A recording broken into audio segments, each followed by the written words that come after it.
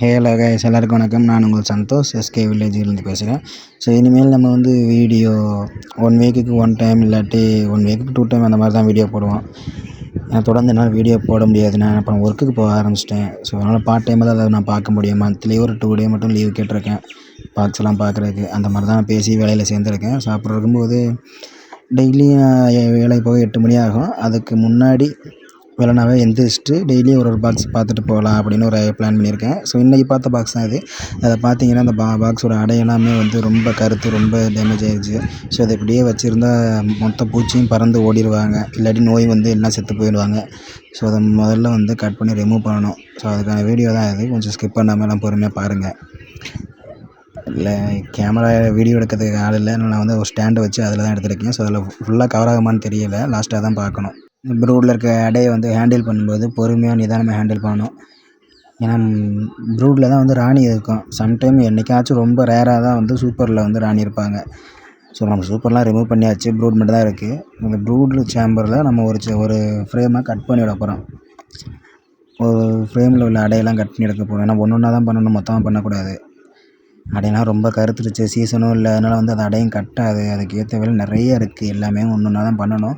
So பாருங்கள் எப்படி handle பண்ணுறேன், எந்த மாதிரி நான் அதை கட் பண்ணுறேன், அந்த மாதிரி எல்லாமே நான் டீட்டெயிலாக வீடியோ போடுவேன்.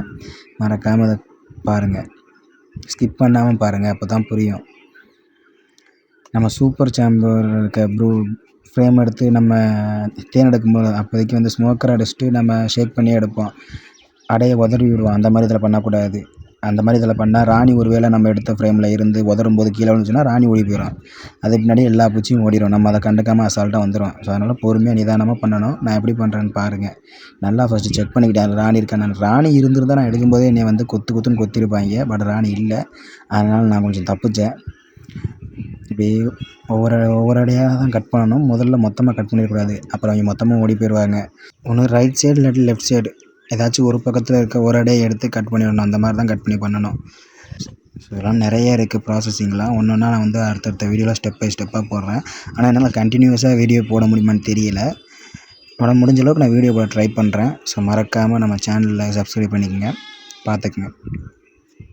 ஸோ இப்போ வாங்க அந்த ஃப்ரேமெல்லாம் கட் பண்ணி எடுத்துகிட்டு நான் என்ன பண்ணிகிட்ருக்கேன் அப்படின்னு பாருங்கள். ஒன்று ஒன்றா பாருங்கள், ஸ்கிப் பண்ணிடாமல். லாஸ்ட்டாக உள்ள ஃப்ரேமில் உள்ள அடையை கட் பண்ணிவிட்டு அந்த ஒவ்வொரு ஃப்ரேமையும் மற்ற ஃப்ரேம் எல்லாத்தையும் அட்ஜஸ்ட் பண்ணி வச்சுட்டு அதை தூக்கி லாஸ்ட்டில் வைக்கிறேன்னா அப்படி ஒன்று ஒன்றா வைக்கணும்.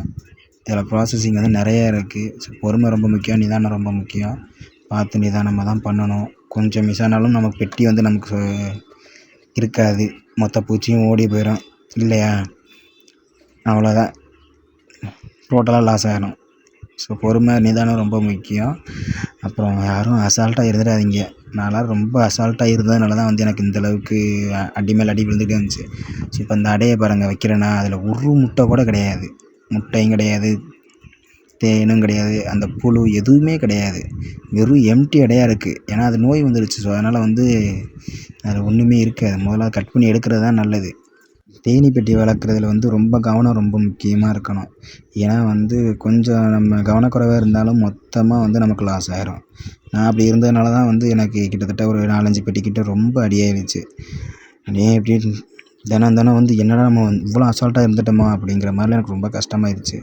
ஸோ எல்லோரும் அவங்கவுங்க பாக்ஸை கம்பல்சரி செக் பண்ணுங்கள், கரெக்டான முறையில் பராமரிங்க, கையாளுங்க. ஓகேவா? இதுக்கப்புறம் நம்ம நெக்ஸ்ட் வீடியோவில் பார்ப்போம். நான் நெக்ஸ்ட் வீடியோ போட கொஞ்சம் டிலே ஆகும். ஓகே.